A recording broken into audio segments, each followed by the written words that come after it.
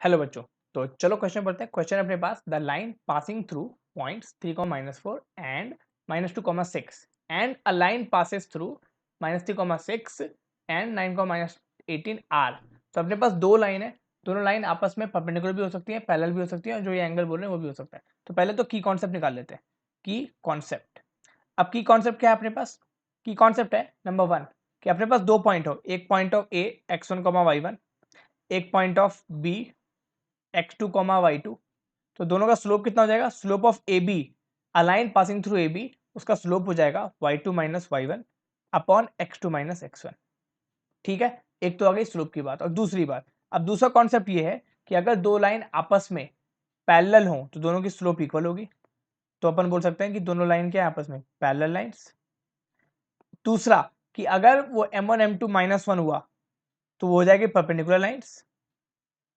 और तीसरा, जब दोनों में से कुछ ना हो तो अपन तीसरे में सीधा जंप कर जाएंगे, वो होगा कि दोनों के बीच का angle tan inverse of m1 - m2 upon 1 plus m1 m2, ये हो गया मॉड के साथ, क्योंकि एक्यूट ऑप्टिक्स दोनों होगा। तो की कॉन्सेप्ट आ गया अपने पास। अब की कॉन्सेप्ट के दम पे अपन चलो क्वेश्चन बनाते हैं। तो क्वेश्चन क्या अपने पास? क्वेश्चन है क्या line passing through point 3, -4 and -2, 6। तो L1 है, वो किससे पास हो रहा है? वो हो रहा है 3, -4 एंड -2, 6।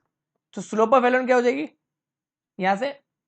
चलो ठीक है, पहले तो L2 भी लिख लेते हैं। L2 किससे पास हो रहा है? -3, 6 एंड 9, -18।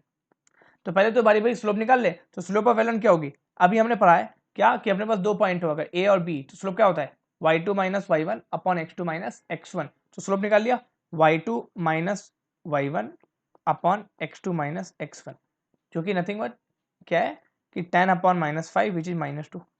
अब स्लोप ऑफ L2 क्या होगी? स्लोप L2 होगी y2 - y1 upon x2 - x1। So -18 - 6 -24 upon 12